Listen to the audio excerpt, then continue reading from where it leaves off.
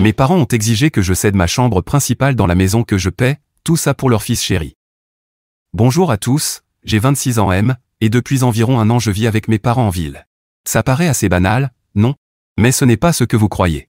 Ce n'était pas un retour chez papa-maman parce que je n'arrivais pas à payer le loyer. En réalité, c'est moi qui ai acheté la maison. Je paie toute l'hypothèque, ainsi que toutes les courses, les factures, absolument tout. Mes parents? Ils ne paient pas un centime. Pour vous donner un peu de contexte, mes parents, Lise, 52 ans, F, et Tom, 55 ans, M, sont deux enseignants à la retraite. Ils avaient vécu à la campagne pendant des années, mais après avoir arrêté de travailler, ils ont décidé de s'installer en ville. Ils en avaient assez de la tranquillité et voulaient se rapprocher de la vie plus animée. Enfin, c'est ce qu'ils disaient. Moi, je me suis dit, pourquoi pas? Je gagne bien ma vie comme ingénieur logiciel, et en plus, la ville offre de meilleures opportunités de carrière. Et puis, je me suis dit que je pourrais les aider, vu tout ce qu'ils ont fait pour moi en grandissant, vous savez, la normalité familiale. Donc, nous avons emménagé dans une jolie maison de 3 chambres en ville. Pas un manoir, mais une belle maison, 3 chambres, un petit jardin, et un salon assez grand pour que tout le monde puisse s'y détendre. Comme c'est moi qui paie l'hypothèque, j'ai pris la chambre principale. Elle a un dressing et une salle de bain privée, ce qui est essentiel parce que, honnêtement, partager une salle de bain avec quelqu'un? Non merci. La deuxième chambre? C'est mon bureau. Comme je travaille à domicile environ 80% du temps, je l'ai aménagé à ma façon, double écran, chaise confortable, tout le nécessaire. Je pensais laisser la troisième chambre comme chambre d'amis pour les visites de la famille. Simple, non. Au début, tout allait bien. Mes parents étaient contents d'être en ville, et on avait trouvé une routine confortable. Ils faisaient leurs trucs, jardinage, télévision, les passe-temps de retraités, et moi je travaillais, je payais les factures, et je m'occupais de la maison. Ça ne me dérangeait pas de tout payer. Je gagne à 6 chiffres, et ce n'est pas comme s'ils avaient beaucoup de revenus, à part leur pension. Et puis, c'est la famille. On ne fait pas payer la famille, pas vrai? Mais voilà qu'un jour, tout a basculé. Et croyez-moi, c'est arrivé plus vite que je ne l'aurais imaginé. Un matin au petit déjeuner, ma mère a lâché ça, comme si de rien n'était, tu sais, ton frère Jake et Emma pensent à venir s'installer en ville. Ils ne s'en sortent pas trop bien dans leur ville actuelle, et comme Emma est enceinte, ils auraient bien besoin d'un coup de main. Au début, je n'ai pas trop réagi. Jake, 28 ans, et Emma, 26 ans, avaient toujours eu tendance à passer d'une galère à une autre. Pas complètement dans la misère, mais jamais vraiment stable. Et maintenant avec la grossesse d'Emma, ça compliquait encore les choses. Je me suis dit, ok, ils vont peut-être louer un petit appart en ville. Mais ma mère avait d'autres projets. Quelques jours plus tard, elle m'a pris à part, avec son ton faussement innocent, on a invité Jake et Emma à venir vivre avec nous. Ce sera juste le temps qu'ils se remettent sur pied.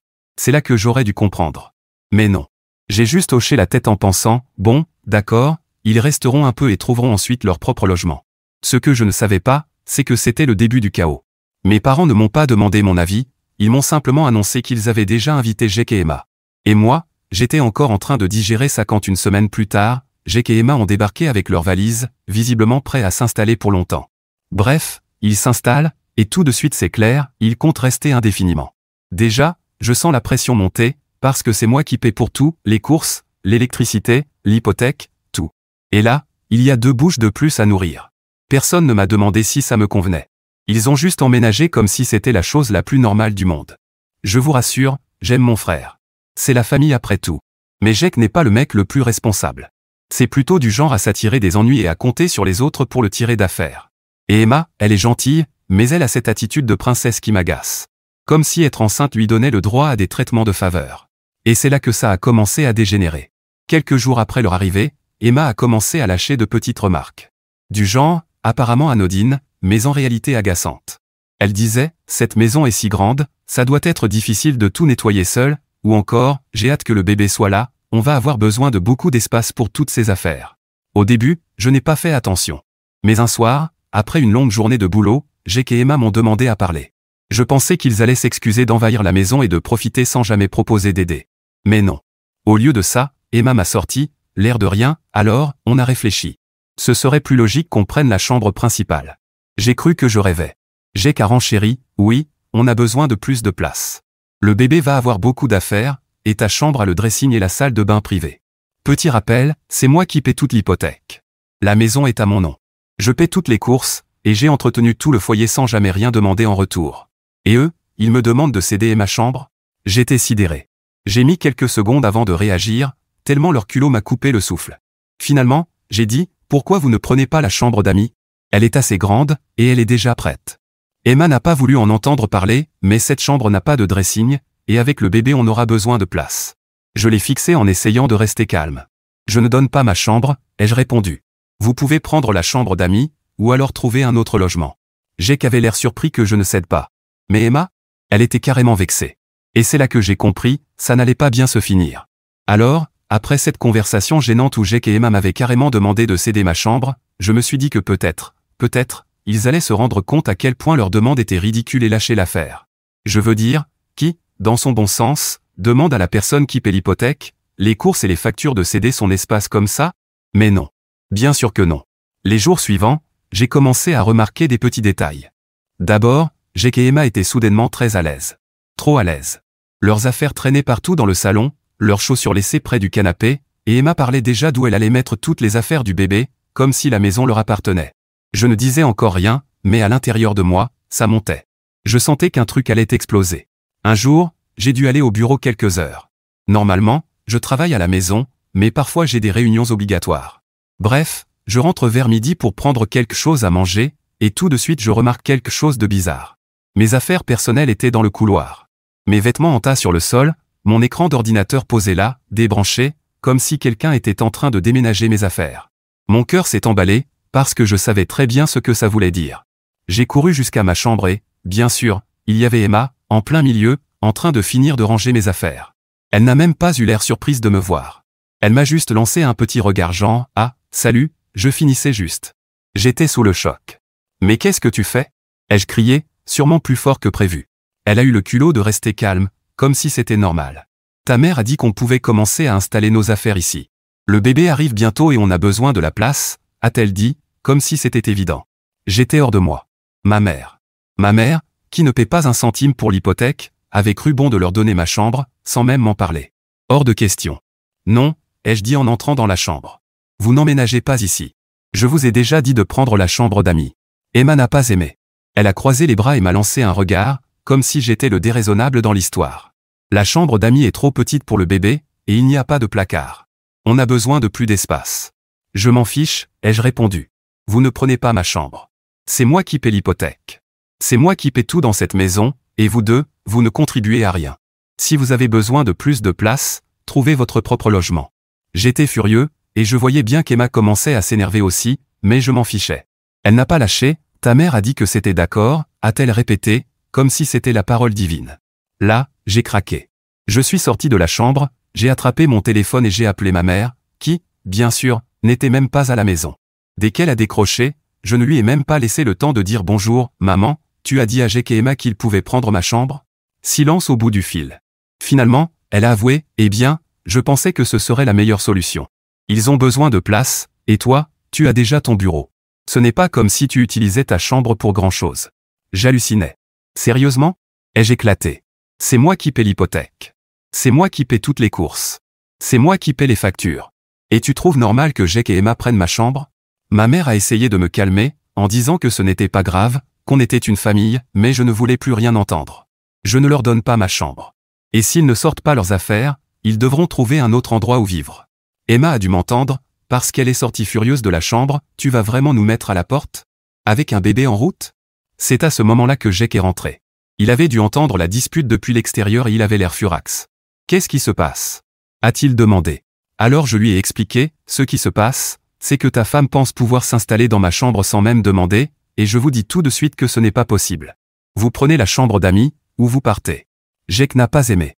Il s'est mis sur la défensive, disant qu'on était une famille et que je devrais faire des sacrifices pour eux. Mais là, j'étais à bout. Des sacrifices? Je paie déjà toute la maison. Vous n'apportez rien. Et maintenant vous croyez pouvoir débarquer et tout prendre? Les cris sont vite montés. Ma mère a essayé de me rappeler, mais je n'ai pas décroché. J'étais trop en colère pour écouter encore ses excuses. J'ai continué à répéter que je n'étais pas juste, qu'ils avaient un bébé à venir, et que la famille devait se serrer les coudes dans les moments difficiles. Mais j'en avais marre. Je leur ai dit, vous avez jusqu'à la fin de la journée pour sortir vos affaires de ma chambre. Sinon, je les sors moi-même. Emma est partie en claquant la porte, et Jake est resté là à me fusiller du regard comme si j'étais le méchant de l'histoire. Mais je m'en fichais. Pas question de me laisser marcher dessus chez moi, surtout quand je paie tout. Le reste de la journée, je suis resté dans mon bureau, à essayer de redescendre. Je ne voulais plus les voir, sinon ça aurait encore dégénéré. Mais au fond, je savais que ce n'était que le début. Il n'allait pas lâcher l'affaire, et j'avais bien l'impression que ma mère allait encore s'en mêler. Mais moi non plus, je n'allais pas céder. Pas cette fois. Après cette explosion avec Jake et Emma, je pensais qu'ils allaient peut-être, juste peut-être, enfin lâcher. J'avais été clair comme de l'eau de roche, ma chambre n'était pas négociable, ils pouvaient prendre la chambre d'amis ou partir. Ça me semblait simple. Mais bien sûr, rien n'est jamais simple. Le lendemain, je me suis fait discret. Je ne cherchais pas le conflit, et franchement, j'étais encore bouillant à cause de la veille. J'ai passé la journée à travailler dans mon bureau, comme si de rien n'était. Mais à l'heure du dîner, j'ai senti la tension. Tout le monde s'évitait, marchait sur des œufs. Moi, ça me convenait, si Jake et Emma se contentaient enfin de la chambre d'amis, ça m'allait. Mais ensuite, quelque chose m'a fait péter les plombs. En début de soirée, je suis allé à la cuisine pour me servir à manger. J'avais fait les courses, comme toujours. Mais en ouvrant le frigo, il était pratiquement vide. La nourriture que j'avais achetée 2 jours plus tôt, disparue. Le congélateur, pareil. Je savais que mes parents ne mangeaient pas comme ça. Et ce n'était pas moi. Donc qui d'autre? Jake et Emma, évidemment. Ils s'étaient servis sans rien demander. J'étais déjà énervé, mais j'ai essayé de me dire, tant pis, je rachèterai demain. Mais ce n'était pas tout. Quand je me suis assis à table, ma mère est entrée dans la cuisine. Elle ne m'a pas regardé. Elle a tranquillement préparé des assiettes pour elle, mon père, Jake et Emma. Et puis elle s'est assise. Sans m'en préparer une. Au début, j'ai cru qu'elle avait juste oublié. Alors j'ai attendu. Mais non, elle avait fini de servir tout le monde, sauf moi. Je suis resté planté là comme un idiot, les regardant tous commencer à manger. Je ne vais pas mentir, je sentais la colère bouillonner en moi. C'était comme s'ils me punissaient tous parce que j'avais osé me défendre. J'ai regardé ma mère, essayant de garder mon calme. « Tu ne m'as pas fait une assiette ?» Elle a à peine levé les yeux. « Tu ne veux pas aider la famille. Tu ne manges pas avec la famille, dit-elle, aussi naturellement que si elle commentait la météo. Je n'en croyais pas mes oreilles. Pardon? Je paye tout ici, les courses, le crédit immobilier, et maintenant je suis mis de côté. Elle n'a même pas répondu. Mon père a juste soupiré et a continué à manger comme si de rien n'était, ce qui m'a encore plus énervé. Jake et Emma étaient assis là avec un air suffisant, comme s'ils avaient gagné une sorte de jeu de pouvoir. Emma a même eu le culot de me sourire quand je suis passé à côté d'elle. Je ne pouvais plus supporter ça. Je n'allais pas être traité comme un étranger dans la maison que je paye. J'ai claqué la porte du frigo et j'ai quitté la cuisine furieux, l'esprit en ébullition. Je savais ce que je devais faire. Je suis allé droit dans ma chambre, j'ai pris mon ordinateur portable et j'ai commencé à chercher des formulaires d'expulsion. Je me suis dit que s'ils ne voulaient pas me traiter avec respect, alors ils pouvaient se trouver un autre endroit où vivre. Assez, c'est assez, non. Je ne suis pas un hôtel gratuit. En moins d'1 heure, j'avais les documents prêts. J'en ai imprimé 2 séries, une pour Jake et Emma, et une pour mes parents. Ça m'a fait bizarre de virer ma propre famille, mais à ce stade, ils avaient franchi la ligne rouge. Ils me manquaient de respect depuis des semaines, agissaient comme si la maison leur appartenait, et maintenant ils m'excluaient parce que je ne voulais pas céder à leurs demandes ridicules. Je n'allais plus tolérer ça. Une fois les papiers imprimés, je suis allé au salon où tout le monde était assis, faisant semblant que tout allait bien. Je n'ai rien dit, j'ai juste posé les papiers devant mes parents, puis j'en ai tendu un autre à Jake et Emma. « C'est quoi ça ?» demanda Jake en regardant les papiers. « Vous avez 24 heures pour faire vos valises et partir, » dis-je en essayant de garder une voix calme. « Si vous n'êtes pas dehors demain, j'appelle la police. » Le visage de Jake est devenu livide. Il ne s'attendait pas du tout à ça. « Tu n'es pas sérieux. »« Aussi, je suis très sérieux, » répondis-je. « J'en ai fini. Vous vivez à mes crochets sans rien apporter, et maintenant vous croyez pouvoir prendre le contrôle de ma maison? Non, plus jamais. » Jake s'est levé, me lançant un regard noir, mais je n'ai pas bougé. J'étais plus grand que lui, plus costaud que lui, et je n'allais pas me laisser intimider par ces petites crises. « On est de la famille, » dit-il entre ses dents. « Tu ne peux pas nous mettre dehors. »« Bien sûr que si, » rétorquai-je en m'avançant d'un pas. « C'est moi qui paye cette maison. Pas toi, pas Emma, pas maman et papa. Si vous ne voulez pas être respectueux, vous n'avez pas le droit de rester ici. » Emma, bien sûr, s'est mise à pleurer, comme si ça allait changer quelque chose. « Je suis enceinte et tu nous vires? Quel genre de frère es-tu? Je suis le frère qui paye tout pendant que vous profitez de moi, » ai-je répliqué. « Vous avez 24 heures. C'est déjà très généreux. » Jake avait l'air de vouloir encore protester, mais je voyais bien qu'il commençait à comprendre. Je ne bluffais pas. Ma mère, qui était restée silencieuse jusque-là, a enfin pris la parole. « Tu ne peux pas faire ça, chérie. C'est ton frère et ta belle-sœur. C'est la famille. » Mais je m'en fichais. « Je l'ai déjà fait, » répondis-je en désignant l'avis d'expulsion qu'elle tenait dans ses mains. « Vous avez 30 jours pour trouver un autre endroit, vous aussi.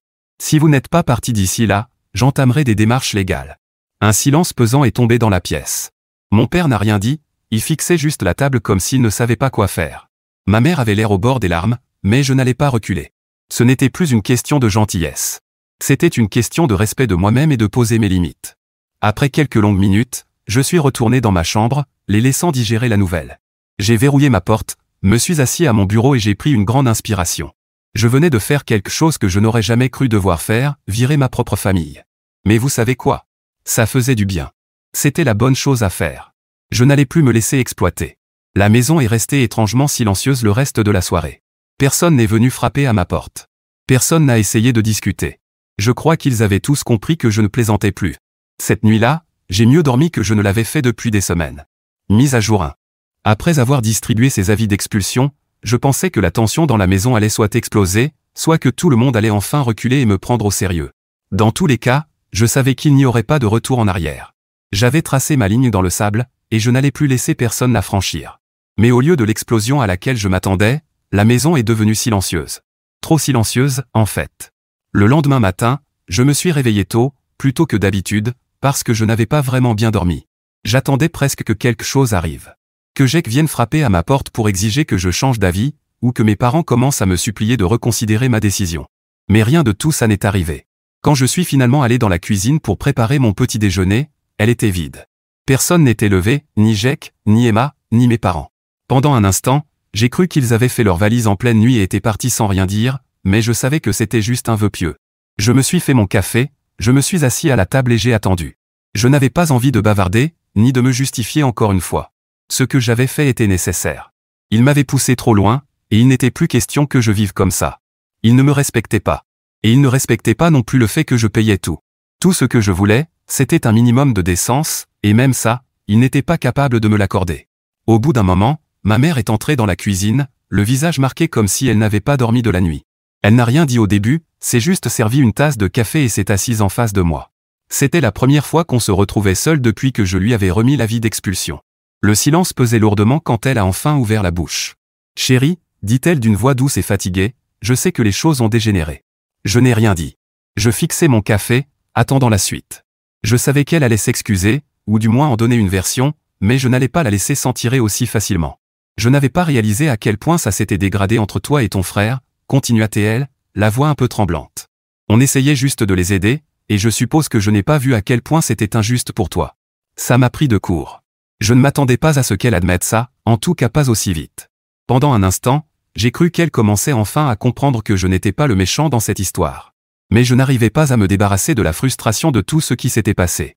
Tu n'as pas seulement ignoré ce que je voulais, ai-je dit, la voix plus dure que je ne l'aurais voulu. Tu as pris leur parti à chaque fois. Comme si tu partais du principe que je finirais par céder et leur laisser tout prendre. Je sais, souffla-t-elle presque. Mais on pensait que, eh bien, tu as toujours été le plus fort. Jake, lui, n'a jamais eu la vie facile. C'était son excuse à chaque fois. Jake n'était pas fort.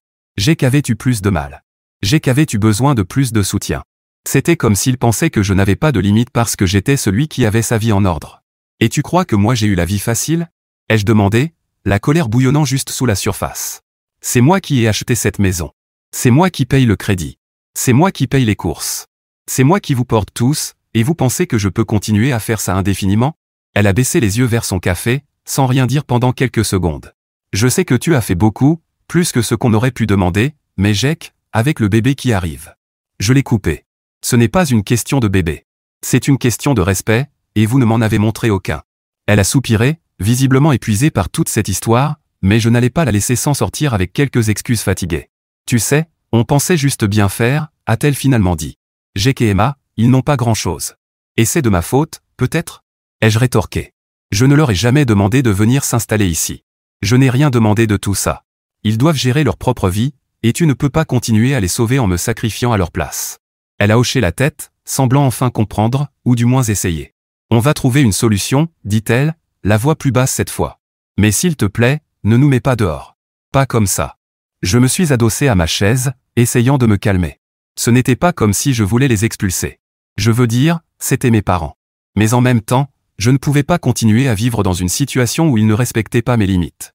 J'avais déjà trop laissé passer, et maintenant, il fallait que je pose le pied par terre. Je ne veux pas vous mettre dehors, ai-je dit en essayant de garder mon calme.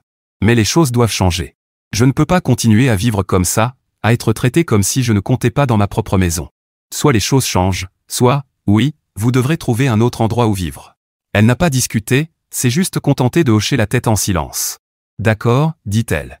On trouvera une solution. Après ça, elle a quitté la cuisine, et je me suis retrouvé seul avec mes pensées. Je ne savais pas si quelque chose allait vraiment changer, mais au moins, il semblait enfin commencer à me prendre au sérieux. Jake et Emma n'avaient toujours pas montré le bout de leur nez, et je ne savais pas si c'était une bonne ou une mauvaise chose. Mais dans tous les cas, leur temps était compté. Plus tard dans l'après-midi, Jake a fini par se montrer. Et bien sûr, il avait l'air d'avoir ruminé toute la journée ce qui s'était passé la veille. Il n'a même pas dit bonjour en entrant dans le salon, il s'est juste assis en face de moi avec cette même expression contrariée qu'il avait toujours quand il n'obtenait pas ce qu'il voulait. Donc c'est comme ça que ça va se passer, demanda-t-il, la voix pleine d'amertume. Tu vas vraiment nous virer? Je vous ai donné 24 heures, ai-je répondu sans même lever les yeux de mon téléphone. Si vous êtes encore là demain, j'appelle la police. Jake a ricané, secouant la tête comme si j'étais le méchant de l'histoire. On est de la famille. Ouais, et la famille ne profite pas les uns des autres, ai-je répliqué. Tu as eu des semaines pour trouver une solution. Je ne suis pas ton plan de secours. Il n'a pas eu grand-chose à dire après ça. Il est juste resté assis quelques minutes avant de se lever et de repartir furieux. Typique de Jake. Il a toujours été du genre à fuir quand les choses n'allaient pas dans son sens, et cette fois ne faisait pas exception. Le reste de la journée s'est déroulé dans le calme. Trop calme, pour être honnête. Je ne savais pas ce que Jake et Emma allaient faire, mais je n'étais pas sur le point de changer d'avis. Je leur avais fixé un délai clair, et ils savaient que je ne bluffais pas. Les prochaines 24 heures allaient tout décider. Mise à jour 2. Le lendemain matin, après tout ce chaos, je me suis réveillé et je suis resté allongé quelques minutes, fixant le plafond. Je savais que c'était le jour J. Jake et Emma avaient eu 24 heures et maintenant, le délai touchait à sa fin. C'était étrange pourtant. Je n'étais même plus en colère. J'avais déjà accepté ce qui devait arriver, et à ce stade, il ne s'agissait plus que d'aller au bout des choses. Quand je me suis levé et que je suis allé à la cuisine, j'ai tout de suite remarqué que la maison avait une ambiance différente. Pas tendue, exactement, mais silencieuse, comme le calme avant une tempête. Personne n'était dans la cuisine, alors j'ai décidé de me préparer le petit déjeuner. Le frigo était encore un peu vide après le dernier pillage de Jake et Emma, mais j'ai fait avec ce qu'il restait. Assis à table en train de manger, je repensais à la façon dont toute cette situation avait dérapé si vite. Je veux dire, il n'y a pas si longtemps, tout allait bien. Mes parents et moi, on s'entendait. Je travaillais, je payais le crédit, j'achetais les courses, et la vie suivait son cours normalement. Puis Jake et Emma sont arrivés, et tout est parti en vrille. C'est fou comme les choses peuvent changer rapidement quand certaines personnes commencent à se croire en droit de réclamer ce qu'elles n'ont pas gagné. Quelques heures plus tard, j'ai entendu quelqu'un dans le couloir. C'était mon père.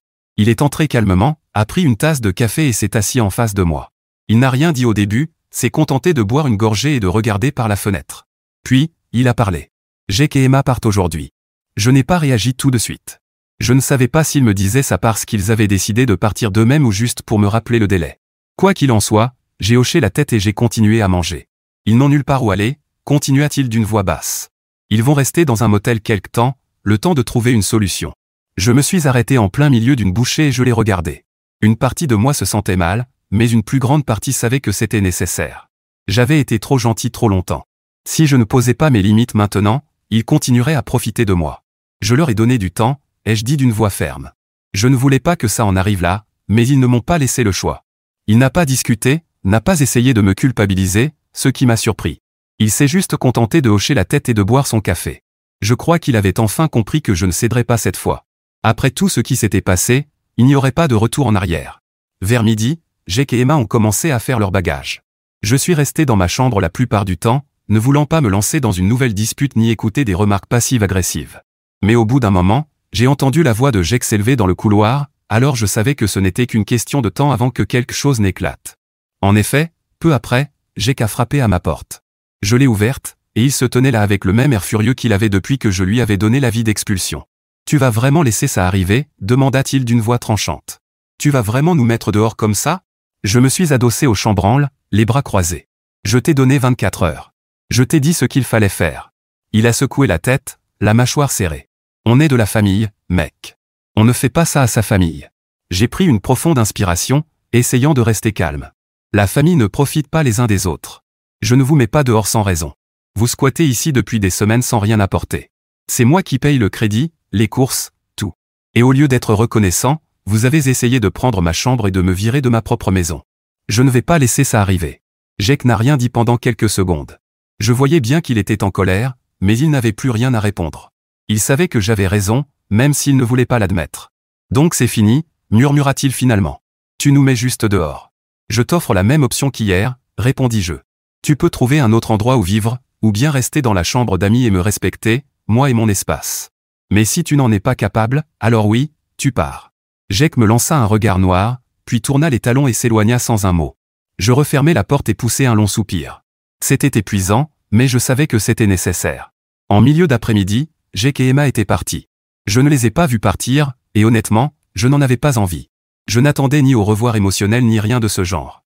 Ils avaient fait leurs bagages, les avaient chargés dans leur voiture, et ils étaient partis sans me dire un mot. La maison paraissait différente après leur départ, plus calme, moins tendue. Mes parents ne m'ont pas beaucoup parlé ce jour-là. Je crois qu'ils étaient encore en train d'assimiler tout ce qui venait de se passer. Ma mère avait l'air contrariée, mais elle n'a rien dit. Peut-être qu'elle avait enfin compris que je n'étais pas celui qui avait causé tout ça. Jake et Emma m'avaient poussé trop loin, et voilà le résultat. Ce soir-là, ma mère a frappé à ma porte. Elle est entrée, s'est assise au bord de mon lit et a fixé le sol pendant un moment. Je voyais bien qu'elle cherchait les bons mots.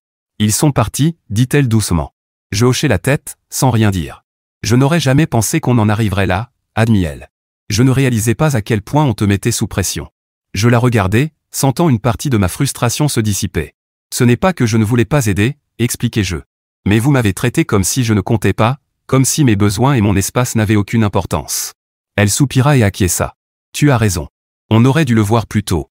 Nous sommes restés silencieux quelques minutes. Je voyais bien qu'elle était bouleversée, mais au moins, elle commençait à comprendre mon point de vue. Je ne veux pas que toi et papa partiez, dis-je, brisant le silence.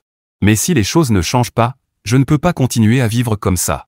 Elle hocha de nouveau la tête et se leva lentement. On va trouver une solution, dit-elle. Les choses seront différentes, je te le promets. En la voyant quitter la chambre, je ressentis un mélange étrange de soulagement et d'épuisement. La situation avec Jake et Emma était terminée, mais il restait encore du travail à faire avec mes parents. Je savais que ça n'allait pas être facile, mais au moins, cette fois, ils semblaient prêts à m'écouter. Pour la première fois depuis des semaines, j'avais l'impression de pouvoir enfin respirer à nouveau. La maison était silencieuse, et la tension qui flottait dans l'air avait disparu. Ce n'était pas une solution parfaite, mais au moins, j'avais retrouvé mon espace. Et surtout, j'avais retrouvé mon respect.